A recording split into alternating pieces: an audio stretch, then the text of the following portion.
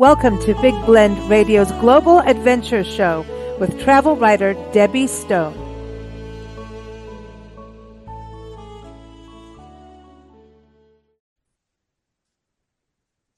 Hey everybody, today Debbie Stone, we call her the Fire Monkey, is taking us on an adventure to the Outer Banks of North Carolina. I love this because right now as we record this, we're actually in the state of North Carolina, and it is a beautiful state that everyone should experience. It's got a little bit of everything, really. Mountains, it's got the coastline, it's got swampy areas with alligators, it's got those amazing farms and those old school barns that you're like, yeah, that's just awesome. I mean, it's just an awesome state, but she really got to explore an area that Nancy and I hoped we were going to getting to do more, but timing didn't work out for us. So she's going to fill us in and fill you in so that we can all plan an Outer Banks adventure. So welcome back. How are you doing, Debbie? Doing well and excited to talk and share my experiences in a very, very lovely place in the country. I'm excited to hear this because you even did a lot of the history.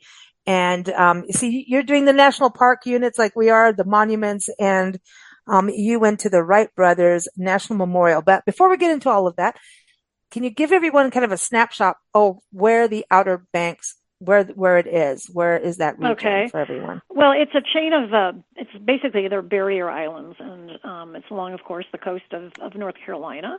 And it's got about 100 miles or more of shoreline, and along those shoreline areas are these lovely little towns and villages and lots of historical attractions, and of course beaches and plenty of good eating. And it's wonderful. You can access the Outer Banks from a couple of places. A lot of people do it from the Virginia Beach area because you can hop over from that area right into the Outer Banks. Otherwise, you can go if you're like in Raleigh. It takes maybe probably about 3.5 hours from Raleigh to the Outer Banks, to where the bridge crosses over, and you're actually considered in what you would be considered the Outer Banks Strip, so to speak. And you can go way up north, and you can go way down south, and it's a place to base yourself wherever you want. Some people really like to be up north. Some people like to be in the middle of everything so they can access it. And some people like to be in a more quieter area, which is basically down south.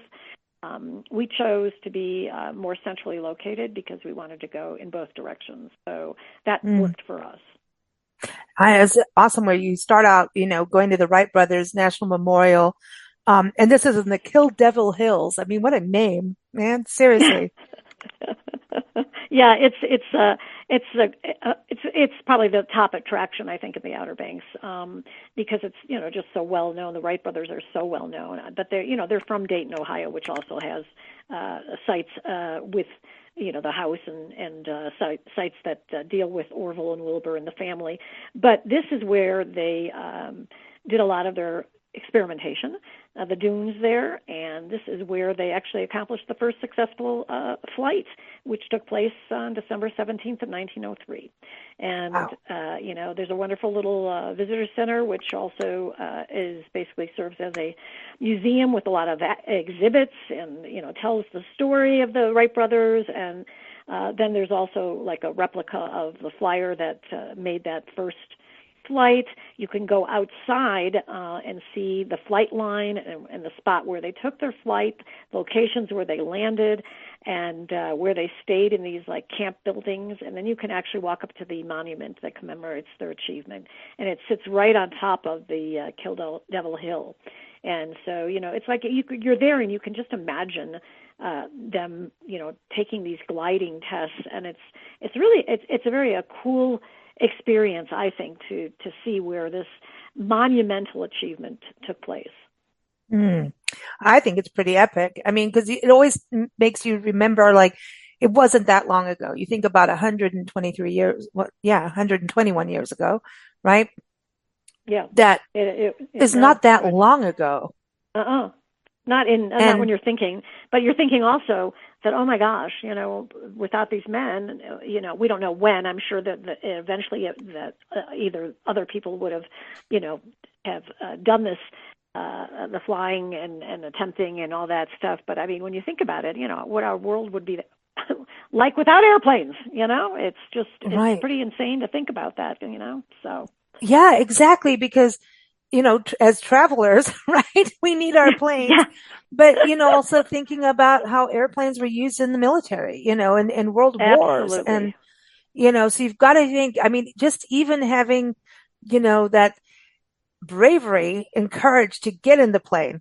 Like, think about Oh it. my gosh, yeah. And now we're Oh, looking at, other planes with things falling off of them and opening up and all yeah. that, which we don't want to get into because we don't want any discouragement of travel. But even still, No, airplane travel is safer than getting in your car.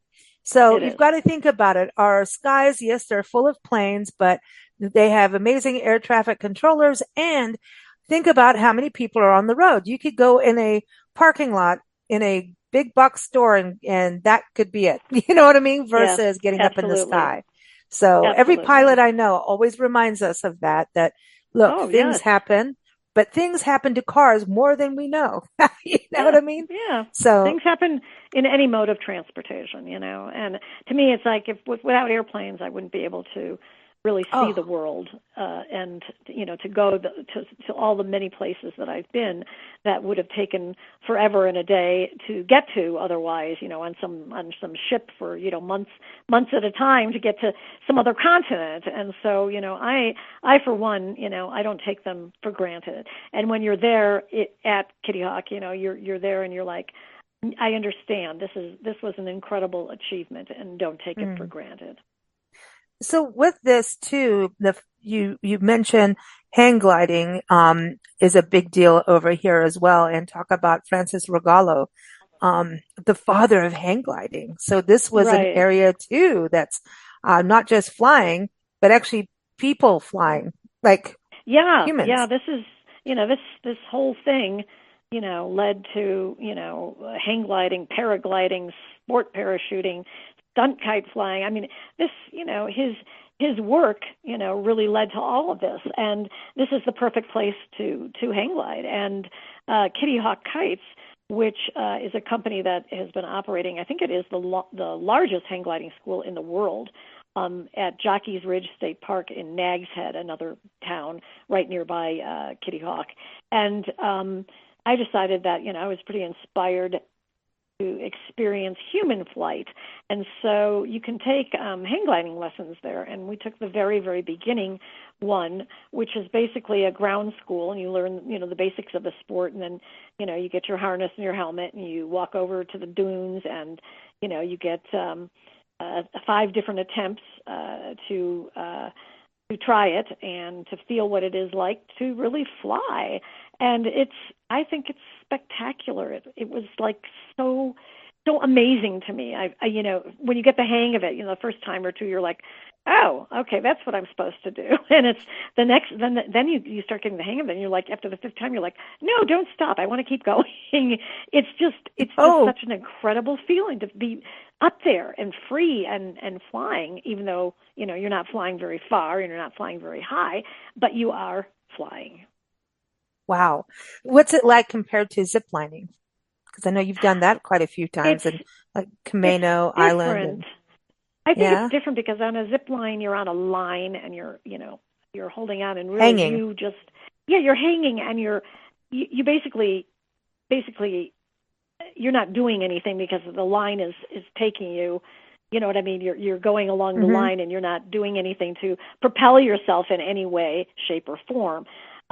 In hang gliding, you are doing stuff to help yourself balance. You're doing stuff to help yourself steer. You're doing stuff with the currents.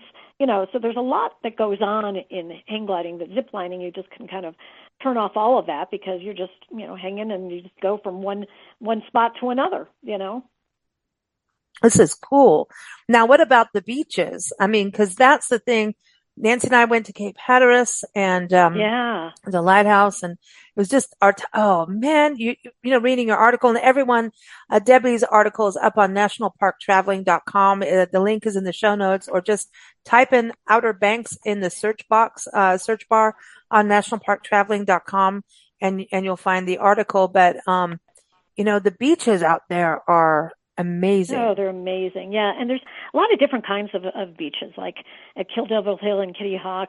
They've got some big waves and some winds, and so if you're into the windsurfing and the kiteboarding and the parasailing, those beaches really are wonderful for that. And then also I mentioned if you are really into fishing, there's a wonderful place called Jeanette's Pier, which is at Nags Head Beach, and it's a this very long pier. It's the longest in Outer Banks, and you see people fishing from there, and there's also a mini aquarium for kids to enjoy. And then there's wonderful just wild beaches there, and the other thing that you mentioned. I mean, there are just lighthouses galore there, and I love lighthouses, and Me I've been to too. many lighthouses, whether they've been in Maine, whether they've been in Oregon, and whether it's I just love them. I think that they're just there's just they're historic, but there's also a sense of romanticism with lighthouses as well, and I find them, they're each so unique and different. Mm. And Cape Hatteras, what was that like? I mean, did that, That's I didn't, that's we the most didn't get in famous. there. It's the most Yeah. famous, and actually it's the tallest. It's got it's known for this black and white striped design. It was I think 1870. It's the I think it's the tallest brick lighthouse in the country. So it's Wow. pretty special, and it's a part of the National Seashore there, and it is very very, very important because that area is the hazardous area on the Atlantic coast, and it's like the graveyard of the Atlantic there, and Oh, a lot of shipwrecks. And yeah. so, anyway, but normally it is. I mean, normally you could climb the steps to the base, to the tower, but it is closed because of restoration efforts. However, I found it fascinating that this entire building, I mean, it's 208 feet tall. It was wrapped in scaffolding, and it was insane how they would do this and how long this would take. But they do have a visitor center, plus the Museum of the Sea, which is in one of their keepers' quarters, and so you can read about the history and natural history of Outer Banks in there. But next time I go, I'm hoping that eventually it will be done, and I can go up there because I would love to go up there. I know that is cool. I'm going to go to the keeper's quarters. And I know some people, there's like opportunities to become like the lighthouse keepers for a weekend or something. Yeah. I want to Yes. do that. I want to So do stay I. in, let's, let's see if we can like push someone around. Like, come on, give it to us. No, I'm kidding. Like, no, we got to nudge it. We got to get honey out. We got to get honey out, so we got to get honey. Like, come on, we want to go. We'll write a story. It'll be really cool. Come on, to just be a light keeper for the day. And there's so many women that were lighthouse keepers, Oh, and yes. where they put lighthouses, it's just not that tranquil ever. And that's why the lighthouse is there. And that part of the coast, when you talk about it being the graveyard of the Atlantic, we've done a number of podcast interviews with historians about shipwrecks and Yeah. things that went down. And not only there, but like even the Midwest, the Great Lakes have had some crazy shipwrecks. You don't Oh, even yeah. think And the about that. Pacific The Great Ocean, Lakes. Oregon. I mean, same Yeah. thing. The Columbia River. I mean, the whole area. There was a lot. There's a lot of very very I think challenging conditions in certain parts of the country, and so the Yeah. lighthouses are extremely essential and important to the ship owners and the captains and anybody who's out there. So, but if you want to climb, we did climb the Bodie Island Lighthouse, which is I found it's in Nag's Head, and it's about 156 feet tall, and it was recently restored, and so you can climb it at 214 steps, and you can go up to the top, Wow. and the vistas are very panoramic, so that was really nice. I really enjoyed that. So yeah, and then there's the one on Roanoke Marshes, which is on Roanoke Ooh. Island, which is the smallest of the lighthouses, and there's also one in Ocracoke Lighthouse on the Ocracoke Island, which is only accessible by ferry. And so, yeah, there's plenty of places to see lighthouses, whether you go up in them or not. They're very photogenic. It's neat to me. I just want to go learn more. And Roanoke Island has got some history. I mean, there's been so many novels written with that as Yes. the setting. Stuff went down there. It did. You know what I mean?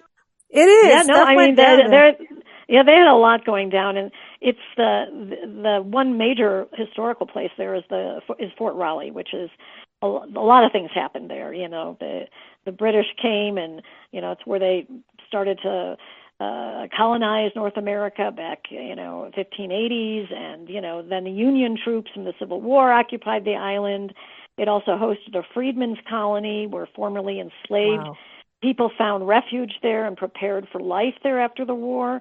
And then, there was a radio pioneer, his name is Reginald Fessenden, and he was the Whoa. first to transmit the human voice using wireless technology. So there's No like way. so much. And the visitor center there I found fascinating because I really didn't know much about this lost colony, which is this really intriguing mystery about some English people, men, women, and children, who came there to establish a permanent settlement in what they called the New World at the time, and this was in the 1580s.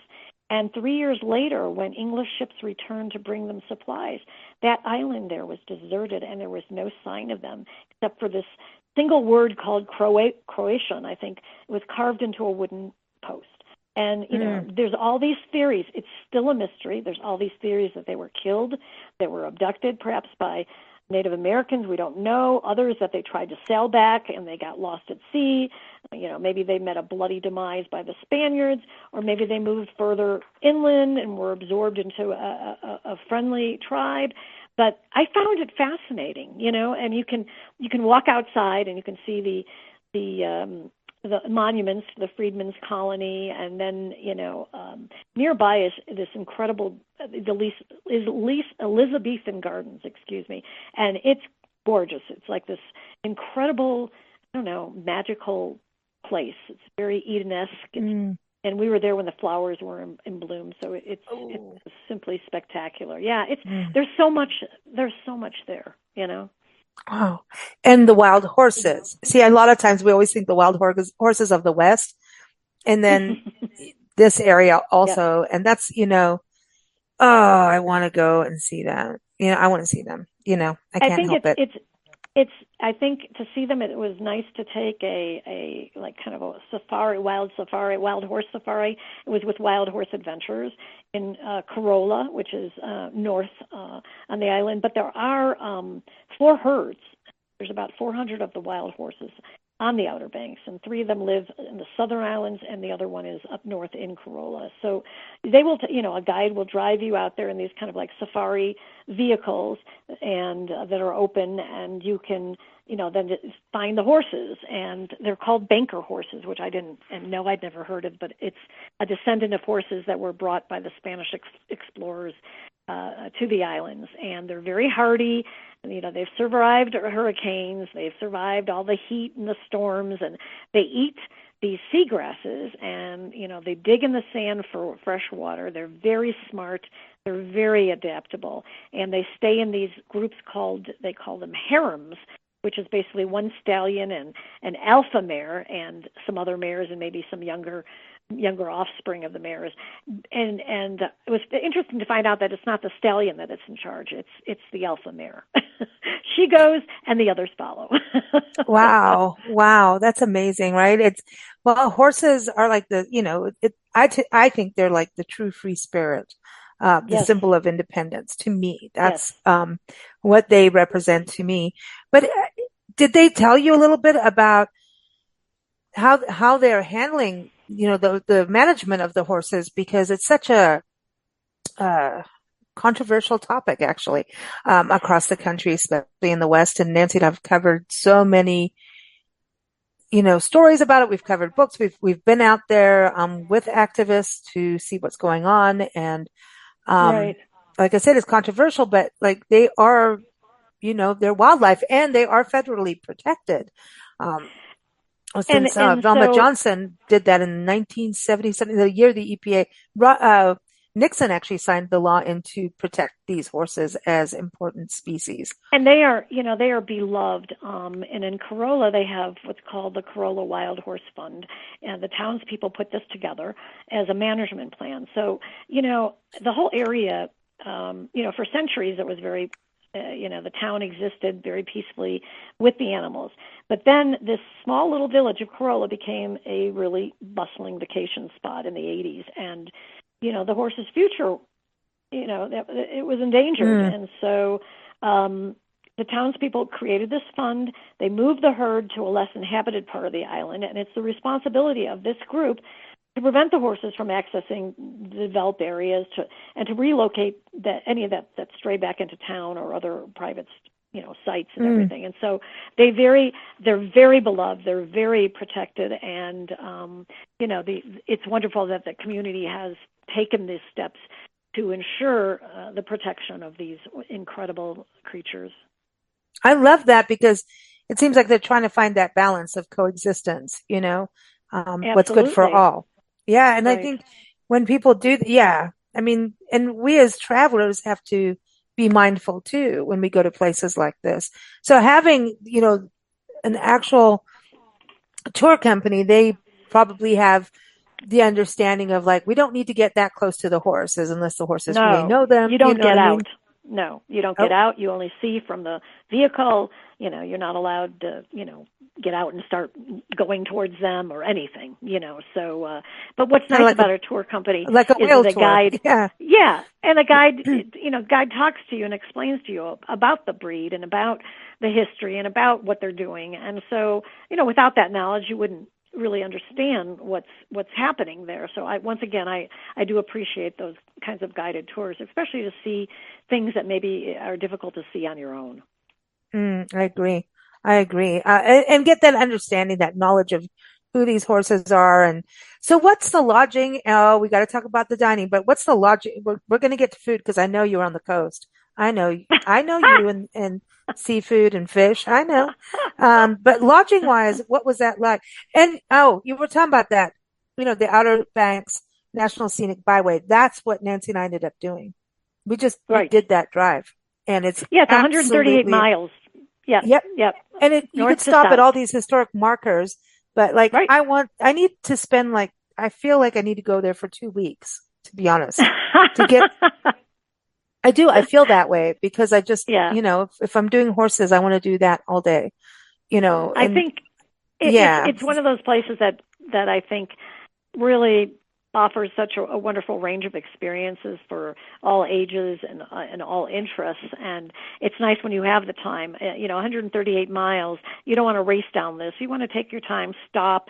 Maybe you'll do a part of the highway one day and a part of the highway another day. It's not like something you have to race through because it's impossible. There's too much to see, and you don't want to. It's a beautiful place. I say explore it in pieces, so you can appreciate each of it and take your time and don't rush through it. But accommodations, there's everything. There's everything from hotels, motels, B&Bs, inns, Airbnbs, condos, townhouses, rentals, campgrounds, and there's just an enormous amount of accommodations available in the Outer Banks because it is a very sought after destination for people.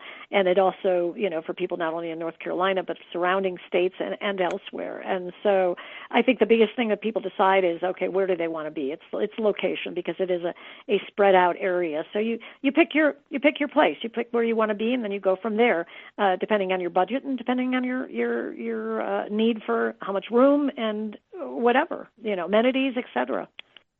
oh, I love it. And so, yeah, because I mean, we're right now, it's June. It's a great outdoors month. So this is a good piece for that. For everyone to kind of remember, let's get outside and, National Parks Month comes up in August, National Park Ooh, Week and yeah, yeah. National Parks Month so this is good to plan even for them, but summertime is here, which is going to be the most popular time for people. So, but honestly, I think you could go there year round, you You know? can. I do believe that this is a year-round place. Of course, some spots will be closed. Some accommodations choose to close, or Yeah. some restaurants, or whatever it is, or they have seasonal hours, or whatever. But we were there in April, and which was it's the spring kind of thing, but it doesn't have the masses that start to Mm, accumulate in the summer, which of course with families and kids being out of school, and so they all come to mm, the beach. And I found it delightful because it wasn't very crowded. The beaches were you were basically very few people on them. You had them to yourself. So I found it to be a wonderful time of year. I'm sure the fall is exquisite there as well. But, once mm. again, you can do beaches in the winter and they can be the most, splendid place to be. Well, this reminds me of when you did Cape Cod National Seashore, Yeah. and you were up there in Massachusetts doing that area, Yeah. and you said spring is, and you know what? The wildlife comes out too. So if you got to go in the summer with your kids, yeah, that's a normal thing to do it. But if you can do off season, I think it's Yeah. always cool, and midweek, Oh, it's I great. think a Plus lot you'll of us find are better doing midweek. bargains. Yeah, you'll find better Yeah, bargains too. Yep. Yep. exactly. If So, you can. And with so many people working from home these days, you can work remotely. I think it's yeah. changing a little bit. People are traveling midweek. I Yep. don't think restaurants know what to do for what day to take off anymore. It's definitely not Friday or Saturday, but, No. it's like Mondays, people are let's just spend that extra Monday. It's like, yeah, spend it Absolutely. there. If you have to do a couple hours of Absolutely. work in your hotel room or your vacation rental, so be it, or your bed and breakfast, just saying. We love bed and breakfast, but, let's go to, the actual food and shopping, because this is another thing you really talk about. This is like a shopping district. I'm not a huge shopper, but we were told that definitely check out the waterfront shops in the town of Duck, which is also a very That's charming, funny. charming town. And it's a waterfront shopping village and has a lot of restaurants, eateries, but it has a lot of boutiques and kind of eclectic and beachy stuff as well. But there's a lovely boardwalk that you walk along to access these shops, and you get a view of the Currituck Sound, and so you can take your time, poke your head in, have a bite to eat, sit down on one of the benches, and this walkway also connects to the town boardwalk, which I thought was this amazing thing that the town of Duck was smart to do, which is this lovely boardwalk that's right along the water as well. And you see a lot of people that walking with their dogs, and it's just it was a lovely place to be, and I really enjoyed it. Like I said, I'm not a big shopper, but I enjoyed the ambiance of the whole area, and so that was definitely, I think, worthwhile for people just to even go and walk around. Hmm. I love that. I love that. I like seafront and coastal communities, harbor areas, those little waterfront Yes, villages, because it's just so idyllic. It yes, just makes you it is. happy. It reminds you of childhood, just kind of like, Yes, yes. you too could live happy like this. You know what I mean? You just want French fries and to see if the seagull's going to steal it from you. Yeah, You know what I yeah, mean? yeah, yeah, It's like, yeah, I'm yeah. not big on those Hallmark movies that I know the majority of the world loves, but like it is a Hallmark movie place. Wouldn't you say? Those kind of Oh, places, absolutely. And it just, I you don't know? know, it just puts a smile on everybody's face as they're walking around, and And it's you want an lovely ice out. cream. Come on. You have the Yes, ice or cream you normally fudge, wouldn't. or Yeah. whatever. Taffy, Yes, saltwater yes. taffy. Oh, come Oh God, on. yes. Yeah, We I mean, need the saltwater taffy. Mm. it's one of those ones that begs to be, just eating something and strolling along. You know what I mean? It just so anyway, Yeah. I really Food, enjoyed go that, on. and I accept that. Go on. Tell So, me the but food. Tell me about the oh God, seafood. yeah, yeah. Well, I'm this. You all know that I'm a pescatarian. I've said it many, many, many times. But being on the coast is always such an incredibly wonderful experience for me for all this seafood, and it's all fresh, and whether it's crab or shrimp or crab cakes or tuna or mahi mahi or whatever, and fish and chips and everything. Ooh, fish and I chips. kind of went crazy because it's like every meal I wanted to have seafood, and I wanted to eat my fill of it, and it was all very, very delicious. And they have something there that's called Duck Donuts, and of course they're in several Yes. locations, but the original was in Duck, so we had to go to Duck Donuts. And there was always a line, and they're made right on site, fresh. And there's like a zillion different flavors, and they're you eat them warm, and everybody sits on these benches outside, and you eat them, you get them, and you eat them. It's not like you're going to get them and keep them, for a while. It's like you just eat them. They're so good.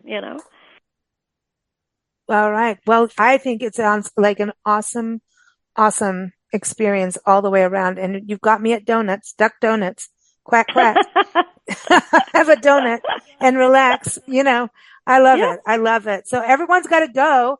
And Yep. I want to give out the website for when you go to the Outer Banks, go to outerbanks.org. For a hang gliding, check out kittyhawk.com. I want to do that. And for the wild horses, go to wildhorsetour.com. All of that is also in Debbie's article again, which is on nationalparktraveling.com. Everything is linked in the show notes. Thank you so much, Debbie. We can't wait for next month and tell everybody what we're talking about next month. What are we talking about next month? You're going to your next destination, Minnesota. You're going to Minnesota and you're going to, Michigan. Michigan. Yes. One of those two we're going to hear about, or both, who knows, but those are both, more national park kind of outdoors experiences, right? Right. Absolutely. It's on our list to visit all of them. And Michigan, which is Michigan, which is Isle Royal, and Minnesota, which is Voyager. And so, I'm looking forward to having some adventures in these watery national parks. Awesome. We love it. All right. Well, we'll talk soon. All right. Thanks so much, and safe travels to you. Safe travels to you too. Thanks, Debbie, Fire Monkey. And I didn't say Travel Monkey this time. All right. Take care. All right. Bye-bye. Thanks for listening to Big Blend Radio's Global Adventure Show with travel writer Debbie Stone. Debbie is here every fourth Tuesday. You can keep up with us at bigblendradio.com.